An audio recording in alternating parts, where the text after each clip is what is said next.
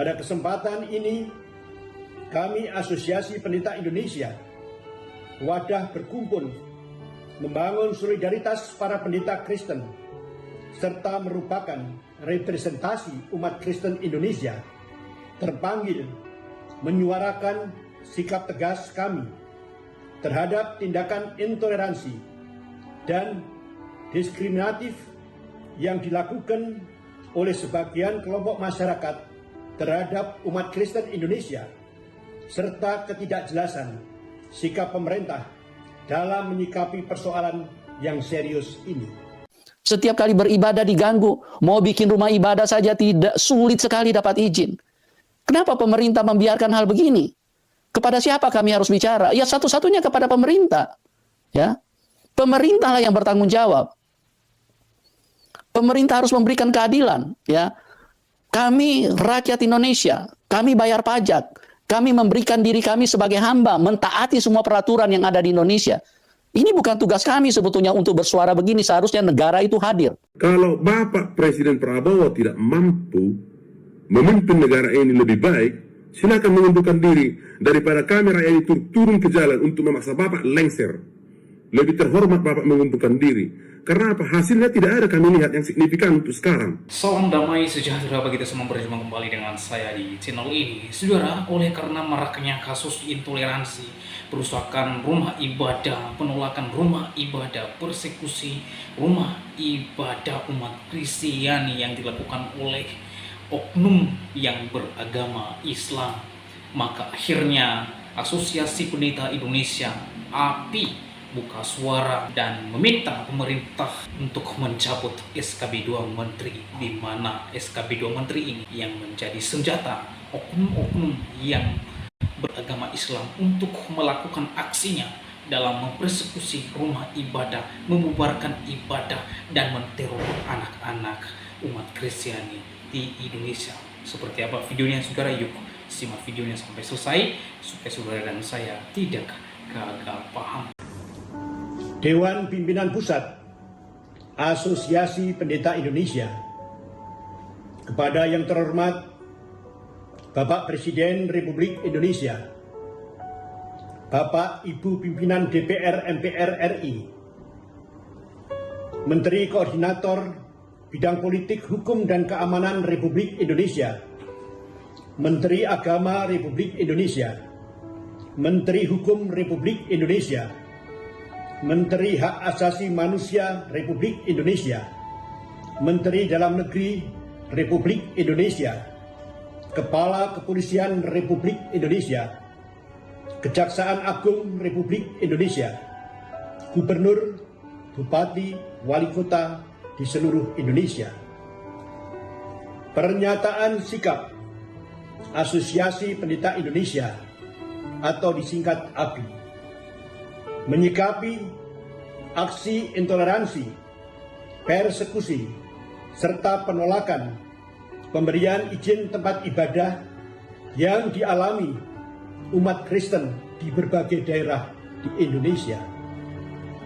Dengan hormat, pada kesempatan ini kami Asosiasi Pendeta Indonesia, wadah berkumpul membangun solidaritas para pendeta Kristen, serta merupakan representasi umat Kristen Indonesia, terpanggil menyuarakan sikap tegas kami terhadap tindakan intoleransi dan diskriminatif yang dilakukan oleh sebagian kelompok masyarakat terhadap umat Kristen Indonesia, serta ketidakjelasan sikap pemerintah dalam menyikapi persoalan yang serius ini. 1.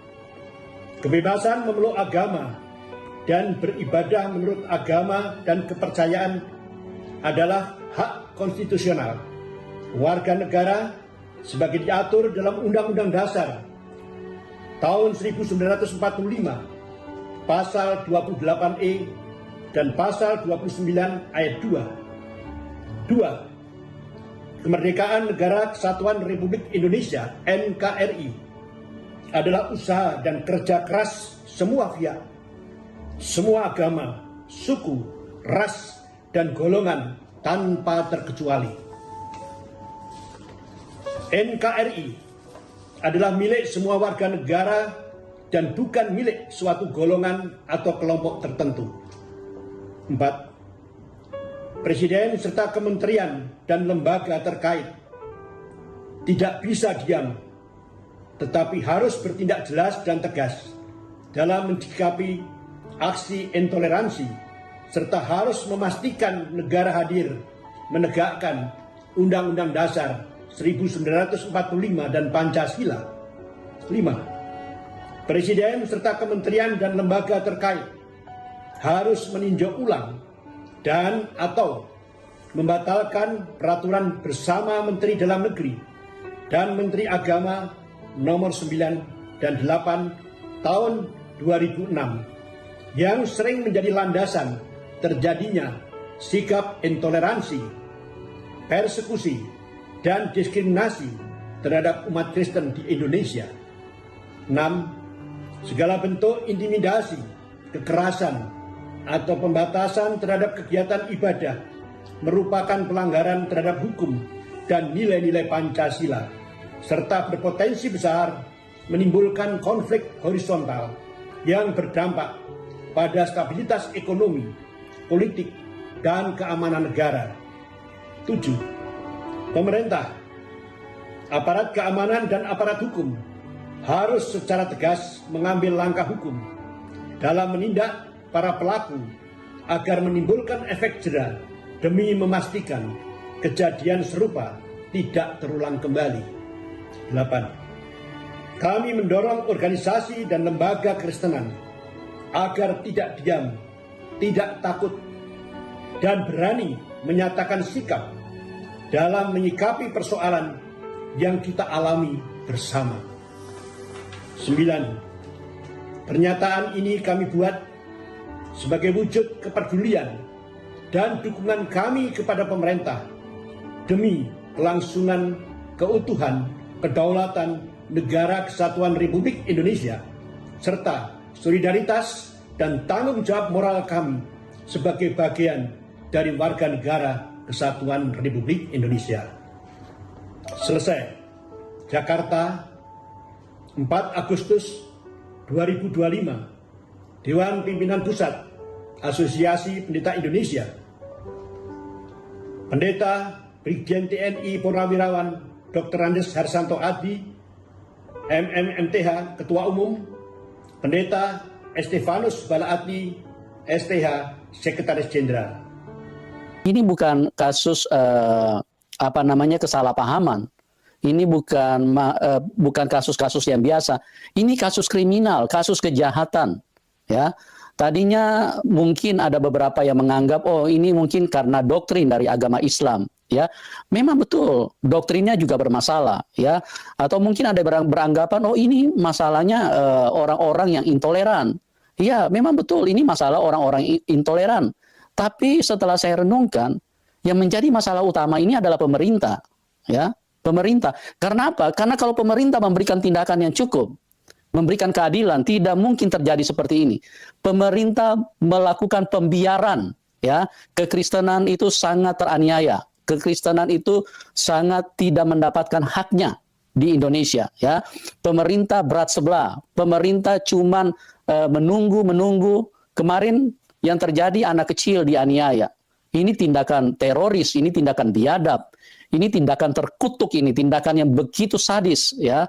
Dan kita perlu suarakan ini supaya pemerintah mengambil tindakan yang cukup. Kami sudah bosan dengan janji-janji pemerintah bahwa nanti diselesaikan, nanti minta aparat kepolisian untuk coba diselidiki itu atau dimediasi. Itu bukan penanganan, ya. Itu adalah sebuah tindakan yang membiarkan menjadi masalah itu lebih besar. Karena apa? Karena kalau begini, ya kekristenan benar-benar itu dianatirikan. Minoritas itu sangat-sangat disepelekan atau sangat tidak mendapatkan keadilan di Indonesia. Ya, padahal kami ini punya hak yang sama. Kami tidak pernah memilih untuk menjadi Kristen, tapi itu adalah sebuah keyakinan yang muncul seiring berjalan waktu. Dan negara menjamin ini. Negara menjamin ini Terus kemudian di mana pembuktiannya? Di mana kenyataannya? Setiap kali beribadah diganggu, mau bikin rumah ibadah saja tidak, sulit sekali dapat izin. Kenapa pemerintah membiarkan hal begini?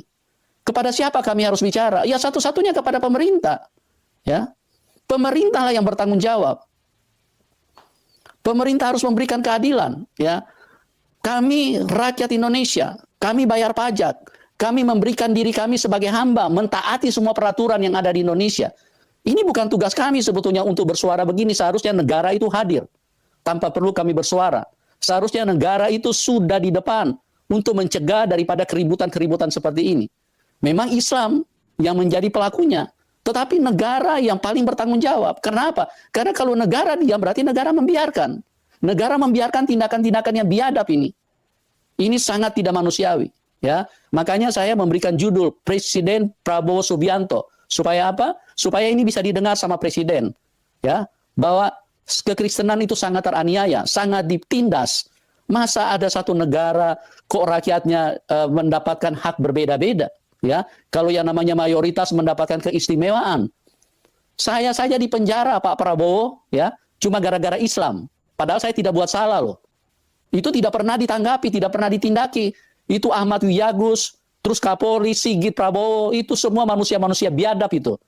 Manusia-manusia yang sangat melanggar hukum. Orang yang tidak bersalah kok malah mereka penjarakan.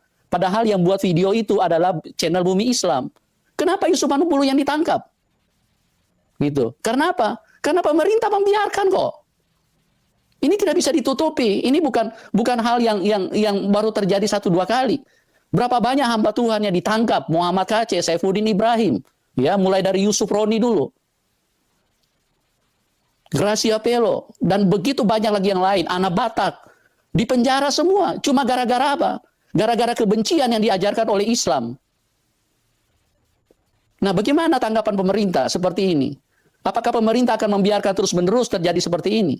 Apakah pemerintah akan membiarkan terus-menerus? Ini satu rongrongan loh buat bangsa Indonesia. Kenapa?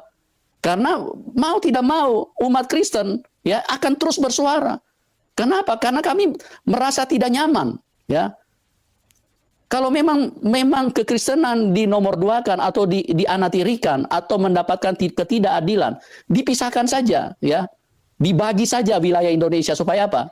Supaya Indonesia bisa berjalan kekristenan itu bisa berjalan sebagaimana dijamin bahwa mempunyai keyakinan itu adalah hak asasi. Hak asasi itu Pak Presiden, ya. Selama ini kalau cuman penanganan yang diberikan cuma melalui suara Abu Janda, Permadi Arya, ya Habib Kribo, kami berterima kasih kepada orang-orang seperti itu. Tapi suara mereka tidak cukup. Ini suara ini perlu sampai kepada Bapak Presiden, ya.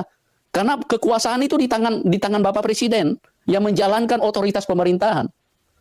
Kalau pemerintah hadir, tidak mungkin orang-orang bajingan yang menganiaya begini itu kok bisa dibiarkan. Sampai saat ini proses hukumnya masih belum berjalan, dan kalau penanganannya hanya seperti ini, akan terus berjalan seperti ini, bahkan akan muncul lagi lebih biadab lagi tindakan-tindakan terhadap kekristenan. Ya. Saya sebagai hamba Tuhan, saya miris banget lihat hal-hal seperti ini, dan saya paling tidak saya ikut bersuara supaya saya tidak bersalah di mata Tuhan, ya. Karena Tuhan bilang kalau kamu sudah tahu itu salah, kamu harus bersuara. Jangan diam. Ya, saya tidak tahu kalau pendeta-pendeta lain mau milih diam, itu hak mereka. Tapi ingat, semua kita ini punya tanggung jawab di hadapan Tuhan. Ya, karena takut dianiaya atau mungkin karena munafik, ya, jadi pura-pura diam aja. Oh, kita harus kasih mengampuni. Jangan lupa, Bos, ya. Keadilan itu harus ditegakkan. Itu prinsip utama kekristenan. Kita harus bersuara. Yang salah itu harus ditegur. Yang salah itu harus ditegur, ya. Kita terus bersuara. Kalau kita sudah bersuara maksimal, kalau mereka belum dengar, nanti Tuhan yang akan bertindak. Tapi jangan diam. Begitu yang saya ingin sampaikan kepada teman-teman, ya. Ayo kita bersatu, kita suarakan terus supaya jangan sampai hal ini terjadi, ya. Saya perlu putarkan dulu bahwa dalam 1 bulan saja sudah terjadi 4 kasus kekerasan terhadap kekristenan, supaya hal ini bisa mendapatkan tanggapan, ya. Stop aksi premanisme. Ini sadar nggak sih kalau dalam jangka waktu 1 bulan sudah terjadi 4 kasus intoleransi di Indonesia. Yang pertama terjadi tanggal 27 Juni 2025, yaitu pengerusakan villa untuk digunakan sebagai retret yang terjadi di Sukabumi. Lanjut ke kasus kedua di tanggal 5 Juli 2025, yaitu penolakan pembangunan gereja di Cilodong. Lanjut lagi, 3 hari setelahnya, tanggal 8 Juli 2025, terjadi kasus yang sama, penolakan pembangunan gereja di Desa Kapur. Kasus yang terakhir adalah kasus yang baru aja terjadi lusa kemarin, tanggal 27 Juli 2025, yaitu pengerusakan rumah doa di Padang. Bayangin, kali ini ada korbannya. Dan korbannya adalah 2 anak kecil yang pada dasarnya tidak tahu menahu tentang kejadian terjadi dan hanya ingin belajar pendidikan agama Kristen. Teman ingat ya, ini video edukasi yang ingin mengingatkan bahwa... Ya, anak kecil loh sampai jadi korban. Apa pemerintah tunggu orang Kristen mati dibunuh sama bajingan-bajingan ini, sama orang-orang biadab, manusia terkutuk ini, baru mungkin pemerintah mau ambil tindakan yang cukup? Jangan. Kami ini sama-sama manusia. Kami sama-sama punya hak. Ya, kami sama-sama bayar pajak. Kami juga tidak memilih lahir di Indonesia. Itu sudah ketetapan dari atas, dari Tuhan yang punya negara. Tapi kami jangan diperlakukan kayak begitu. Tolong Bapak Presiden, Bapak Prabowo, dengarkan suara ini. Ya, jangan lagi biarkan. Ambil tindakan dong. Jangan cuma Tom Lembong sama Hasto Kristianto yang dibebaskan. Ya, umat kekristenan ini dibebaskan dong daripada ancaman-ancaman manusia-manusia biadab yang mengatasnamakan agama.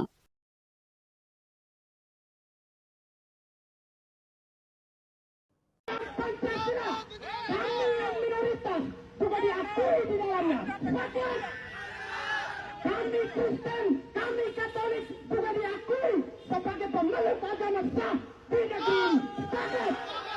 Untuk itu kawan-kawan, tidak perlu takut, tidak perlu cemas. Saya sampaikan pada Bapak Kepolisian dan juga security, jangan lihat kami hari ini sebagai musuh. Sepakat? Karena apa?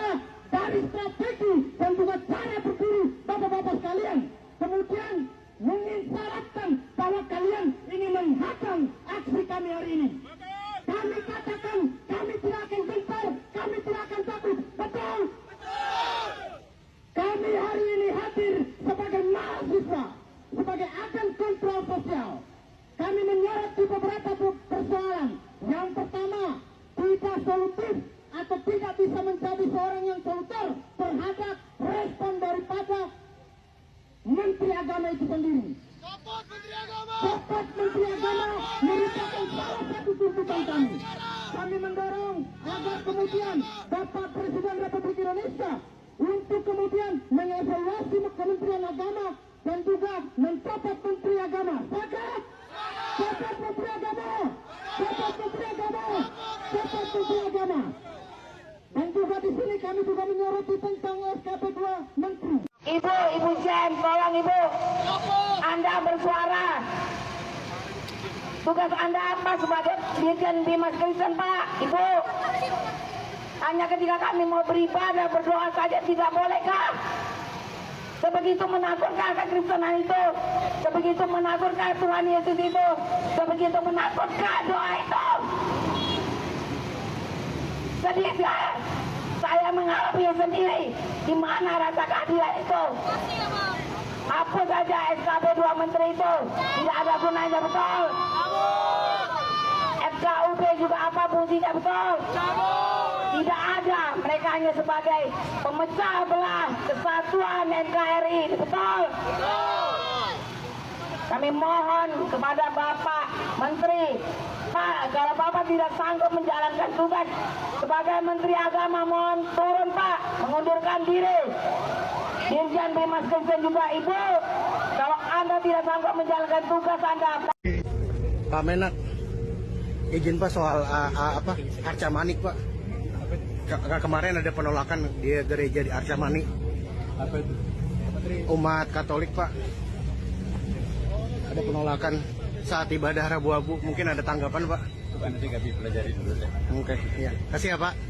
Mohon maaf, bagi saya katakan Menteri Agama Profesor Dr. Nasaruddin Umar adalah menteri yang intoleran, menteri yang rasis, dan menteri yang tidak adil.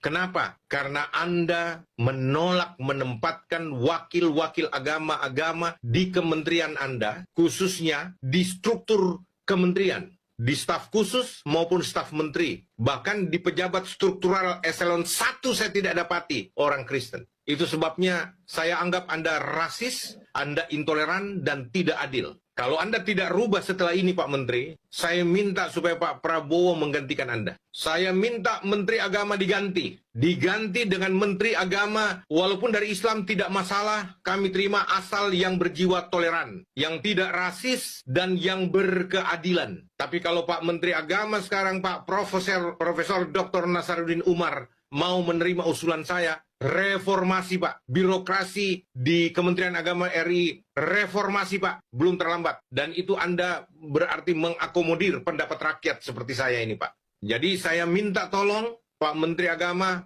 copot staf khusus, staf ahli lain, lalu ganti dengan orang-orang yang mewakili agama-agama yang non-Islam. Tempatkan mereka sebagai staf khusus, staf ahli. Kalau Anda bilang tidak bisa dicopot lagi, tambah Pak, tambah. Minta sama Presiden hak prerogatif untuk menambah supaya ada rasa kebersamaan, rasa keadilan umat agama lain. Itu saja saya punya permintaan Pak. Jadi hanya begini saja yang saya ingin sampaikan supaya Anda tahu Pak, saya protes keras.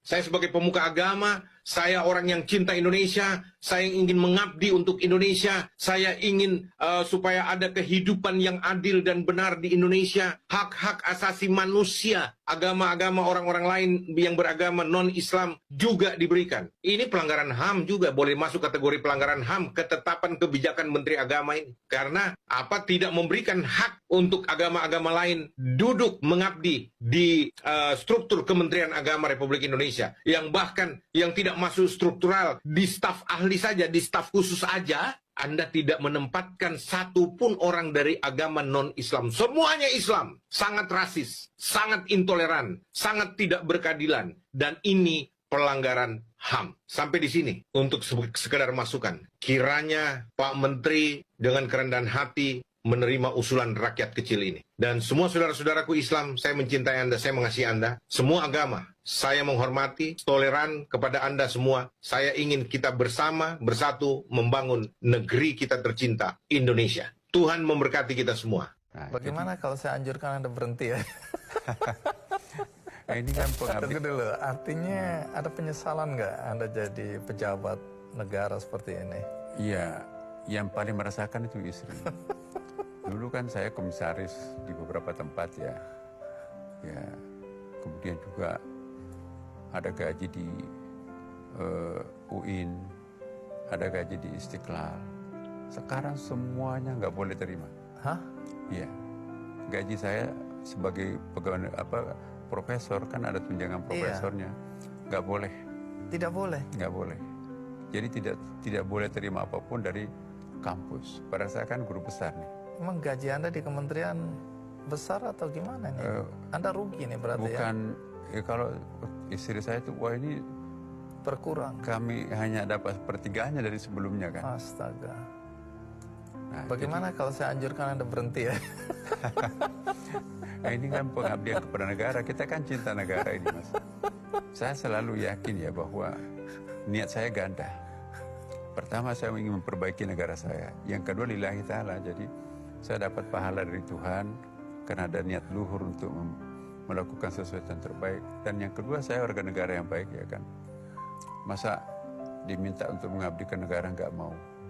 Jadi beban pekerjaan bertambah, ya, penghasilan berkurang. Jam tidur saya tuh ini baru 1 bulan lebih sedikit. Jam kerja 3 bulan 3 kilogram turun. Banyak yang geram dan bertanya-tanya kemana ini Menteri Agama? Tidur apa makan gaji buta sih? Masa setelah 2 kejadian anarkis pengerusakan dan pembubaran paksa rumah tempat doa ibadah orang Kristen di Sukabumi dan di Padang masih nggak nongol juga? Masih nggak kerja juga? Kemana ini Menteri Agama? Kalah jauh nih sama Kang Deddy Mulyadi yang seketika langsung menangani kasus pengerusakan dan pembubaran paksa rumah tempat doa di Sukabumi. Gak malu sama Mas Gibran yang setelah berapa hari langsung merapat ke kota Padang. Bangun, bangun, bangun Pak Menteri, bangun. Kalau nggak bangun mundur aja lah, mundur. Kalau nggak ganti dah, ganti. Assalamualaikum warahmatullahi wabarakatuh. Satu pertanyaan. Apakah ada larangan bagi seseorang menerima tamu atau bertamu ke rumah orang lain? Tentu tidak. karena ini sudah merupakan hak bagi semua orang. Lalu mengapa ada tamu atau acara pertemuan tersebut diusir dan dibubarkan oleh masyarakat? Apakah itu bentuk sebuah kebencian? Tentu tidak. Bisa jadi dari acara pertemuan tersebut atau tamu tersebut telah melanggar sebuah aturan yang sudah menjadi ketentuan bersama. Akhirnya gereja tersebut didatangi warga dan bertanya kenapa ini jadi gereja, padahal izin awalnya hanyalah sebuah rumah hunian biasa. Lah, kita juga agama Islam membangun rumah diperuntukkan untuk apa? Untuk tempat tinggal. Tapi kita masih pakai saat kita beribadah, apalagi saat kita kumpul keluarga, datang suara azan. Kita ibadahnya berjamaah, tapi nggak ada masalah sama sekali. Terus, apa masalahnya? Agama lain menggunakan rumahnya untuk beribadah, bahkan berjamaah. Kenapa kalian mempermasalahkannya? Kita ini kan sama-sama masyarakat Indonesia, haknya sama. Dan pemerintah saja tidak melarang semua masyarakatnya, apapun agamanya, untuk beribadah di rumah. Perlu diingat, negara kita Indonesia, negara kepemerintahan, bukan negara keislaman. Gua bukan membela agama siapapun ya, tapi gua cuma menengahi, karena Menteri Agama kita sedang tidur pulas. Intinya, jangan mempermasalahkan sesuatu yang tidak untuk dijadikan masalah. Barisan Mendiai, pernyataan sikap. 1. Menolak keras dan menghentikan program transmigrasi di Kalimantan Tengah. 2. Alih fungsi program transmigrasi untuk merelokasi dan merevitalisasi masyarakat lokal yang tertinggal. 3. Tanah air dan hutan di Kalimantan Tengah bukan ruang kosong. Betul. Milik masyarakat adat Dayak Kalimantan Tengah. 4. Stop eksploitasi sumber daya alam di Kalimantan Tengah. Berdayakan sumber daya manusia masyarakat Dayak di Kalimantan Tengah. 5. Sumber daya alam yang tersedia untuk kesejahteraan masyarakat Kalimantan Tengah. 6. Kalimantan Tengah menjunjung tinggi toleransi beragama. 7. Menyambut surat keputusan bersama SKB Menteri Agama dan Menteri Dalam Negeri nomor 9 dan nomor 8 tahun 2006 yang mengatur pendirian rumah ibadah. 8. Suku bangsa Dayak anti-intoleransi. Saya ulangi, anti-intoleransi, tindak tegas dan tuntas oknum orang ataupun kelompok yang melakukan perbuatan intoleransi. Palangkaraya, 4 Agustus 2025, Aliansi Dayak Bersatu, Kalimantan Tengah. Ketua Umum Megawati, Sekretaris Jenderal Haji Singin Dirangka SE, Koordinasi Lapangan, Koordinator Lapangan, Toseng Tiasang SU MM. Demikian Bapak, terima kasih sudah diizinkan.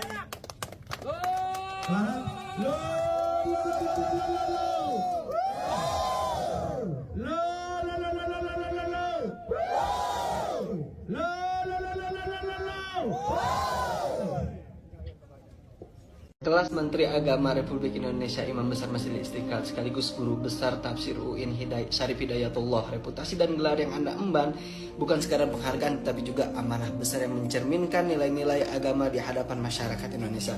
Apakah pantas dengan posisi dan tanggung jawab yang tersebut Anda berjabat tangan dengan wanita yang bukan mahram? Bukankah tindakan ini berpotensi menjadi cerminan yang salah bagi umat Islam di Indonesia, sebuah negara dengan mayoritas penduduk muslim terbanyak? Perlu diingat, Anda membawa nama agama dan publik, di mana setiap langkah dan tindakan Anda akan mempengaruhi cara masyarakat memandang hukum dan akhlak Islam. Enggak heran kalau dihujat, memberikan komentar negatif karena mereka menilai hal-hal dari sisi hukum syariat, bukan sekedar perspektif individu. Benar, ada yang membela dengan alasan tidak menimbulkan syahwat, gak apa-apa santuy. Namun ini bukan soal rasa atau asumsi pribadi bro, ini adalah perkara hukum antara yang halal dan haram. Apalagi yang dikritik bukan orang awam Bahlul, melainkan seorang tokoh besar dan menteri agama. Apakah seorang di posisi ini harus belajar adab, berjabat tangan dengan seorang public figure, contoh Syai Halilintar? Kan malu. Wahai Menteri Agama Nasaruddin Umar, ittaqillah, bertakwalah kepada Allah. Ingat bahwa jabatan dan gelar yang Anda amanah besar yang harus dijaga, bukan sekedar untuk kehormatan pribadi, melainkan juga sebagai teladan bagi umat manusia. Barakallahu fikum. Coba ngobrol komen. Jangan takut lawan Islam. Memang betul saudara. Nanti malam kita perang lagi. Selesaikan Mina. Matikan Mina. Boikot rumah makan Padang dimanapun berada, guys. Ini polisi-polisi Kristen mendukung kita. Ratakan Minang. Kita jadikan orang Minang jadi sate. Oh, di GKI. Saya pun dulu GKI deh. Udah pindah ke GMAA. GMA, Gereja Misi Amanat Agung ya. Ada ini Buru Karo, Buru apa tuh? Surbakti. Tapi dia kerja di rumah sakit haji ya, harus menggunakan PKL ya, harus menggunakan hijab. Tapi itulah negara kita. Respons negara tiap kali terjadi aksi intoleransi di negeri ini. Ketika rumah doa dilempar, diobrak-abrik hingga anak-anak ketakutan, bahkan ada yang terluka. Salib diturunkan secara paksa. Para pejabat di negara ini bilang ini hanya salah paham, tidak ada hubungannya dengan agama. Maka pertanyaannya, jika memang tak ada hubungannya dengan agama, lantas apa? Kita hidup di tanah yang katanya sudah merdeka, tapi salib simbol iman bisa diturunkan paksa tanpa satu pun pasal penodaan agama dijeratkan. Ibadah bisa dibubarkan dengan ancaman dan kekerasan, lalu disebut sebagai kesalahpahaman. Dan kita dipaksa percaya semua ini bukan serangan atas nama iman. Negara, stop memberi kami kedamaian semu. Kita marah, kita kaget, kita bahkan merinding saat melihat anak-anak teriak histeris dan menangis ketika kaca rumah doa itu dipecahkan di depan mata mereka. Dan saat salib, simbol iman diturunkan paksa dalam posisi terbalik, diletakkan di lantai seakan tak lagi punya nilai. Tapi sebelum kita selesai mencerna semua itu, sebelum kita selesai bertanya, para pejabat di negara ini buru-buru bilang, ya sudah selesai, itu cuma salah paham, sudah damai kok. Seolah kita tak lagi punya hak untuk marah, seolah kita yang peduli justru dianggap membesar-besarkan masalah.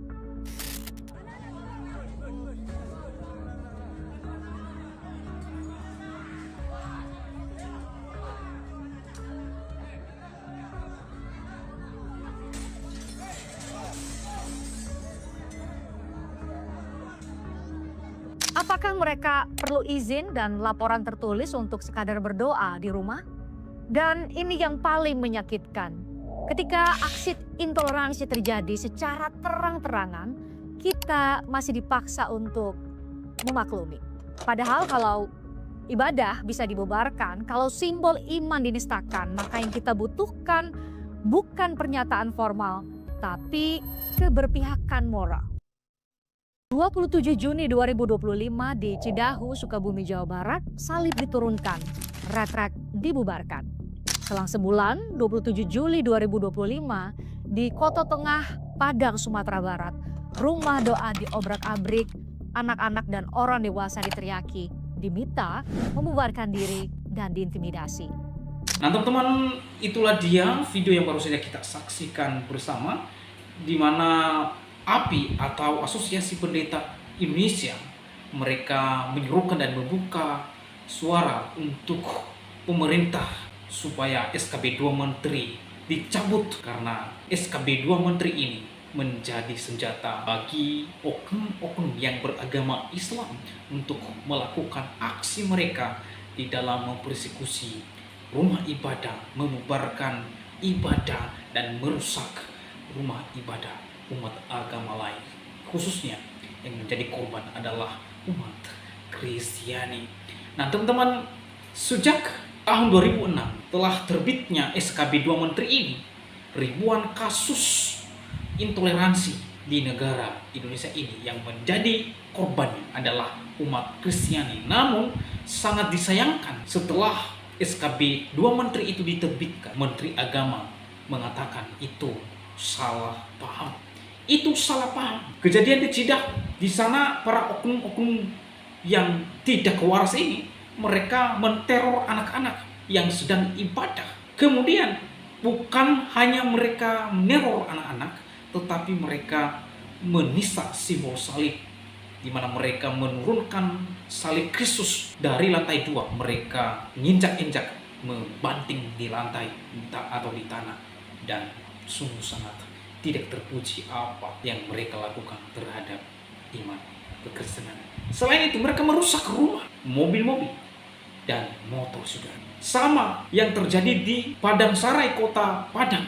Di sana para eksekutornya merusak kaca-kaca jendela dan merusak semua fasilitas. Menjadi korban ada 2 anak-anak. Tapi sayangnya Menteri Agama bicara bahwa ini salah paham. Apalagi MUI yang mengatakan apa yang terjadi di Cidahu itu bukan aksi, tetapi reaksi. Sangat disayangkan sekali para tokoh-tokoh agama yang berkuasa, yang memiliki power untuk memberikan satu pencerahan, edukasi terhadap masyarakat, malah mereka seolah-olah mendukung aksi para intoleransi. Nah, ini kan kocak pemahamannya, saudara. Apalagi pemahamannya Menteri Agama, itu semua salah paham. Kapan salah paham ini atau paham yang salah ini berakhir? Kapan kasus intoleransi, perusakan rumah ibadah, penolakan rumah ibadah, dan persekusi rumah ibadah umat Kristen yang dilakukan oleh oknum yang beragama Islam, adanya indikasi pembiaran dari pemerintah. Tidak ada tindakan secara tegas dari pemerintah. Tidak ada tindakan yang bahwa masalah ini adalah merupakan problem yang sangat serius yang terjadi di masyarakat, terlebih antar umat beragama. Pelaku intoleran, perusakan rumah ibadah, penolakan rumah ibadah, dan persekusi rumah ibadah, dan sekaligus teror kepada anak-anak, pemerintah tidak menganggap ini adalah masalah yang serius. Ini kan kocak, teman-teman. Kocak. Itulah sebabnya cara satu-satunya untuk bisa menghentikan tindakan para manusia-manusia biadab ini harus dicabut SKB 2 Menteri. Buat regulasi baru bagi siapa yang melakukan perbuatan yang melawan hukum, bagi siapa yang melakukan intoleransi, merusak rumah ibadah, membubarkan ibadah umat agama lain, dan menteror anak-anak, maka hukumannya tidak ada ampun, ditindak secara tegas dan seberat-beratnya. Itu yang benar. Buat regulasi baru supaya orang-orang ini berpikir 1000 kali atau 100 kali kalau mereka melakukan perbuatan yang melawan hukum. Kalau hanya berdamai di atas meter 10.000 dan dimediasi oleh para aparat, maka tidak bisa dan tidak mungkin menjawab permasalahan ini sampai tuntas. Tidak. Oleh karena itu SKB 2 Menteri harus dicabut. Kemudian kebebasan beribadah dikembalikan sesuai dengan Undang-Undang Dasar tahun 1945 pasal 29 ayat 2, tanpa ada intimidasi dari siapapun. Itu yang benar, itu yang elok, itu yang indah. Kalau tidak, akan terus dan terus akan terjadi kasus intoleransi di bangsa. Berterima kasih kepada Asosiasi Pendeta Indonesia sudah memberikan atau menyerukan akan hal ini. Teruskan perjuangan saudara demi keutuhan Pancasila dan NKRI. Ingat, selama setan dan iblis masih menginap dan tidur di lubang hidung si para makhluk-makhluk halus ini, maka mereka tidak berhenti. Mengapa? Karena mereka tidak suka kalau kita mengikut Yesus Kristus. Iblis tidak suka kalau kita menyembah Yesus Kristus. Iblis tidak suka kalau kita beribadah kepada Yesus Kristus. Iblis tidak suka kalau kita bernyanyi dan memuji Yesus Kristus. Itulah sebabnya iblis menghalalkan segala cara dan memakai para oknum manusia biadab ini untuk melakukan aksinya. Inilah wujud daripada iblis ini. Iblis memakai orang-orang ini untuk menggenapi kehendaknya. Dan saudara, Anda harus tahu akan hal ini, karena memang pada dasarnya iblis tidak suka ketika kita menyatakan Yesus Kristus, memuji Yesus Kristus, dan menyembah Yesus Kristus, dan berdoa kepada Yesus Kristus. Iblis gemetar kalau ia mendengarkan nama Yesus Kristus, sebab nama Yesus berkuasa dan nama di atas segala nama. Jadi oleh sebab itu kita terus berdoa supaya Presiden Prabowo dan Menteri Agama dan seluruh jajaran yang memiliki kompeten untuk mencabut SKB 2 Menteri ini kiranya terlaksana, dan kiranya Indonesia ini, masyarakat Indonesia khususnya antar umat beragama, damai dan saling menghargai antara satu dengan yang lain. Demikian video saya kali ini, sampai bertemu di video saya selanjutnya. Tuhan Yesus memberkati kita semua. Shalom.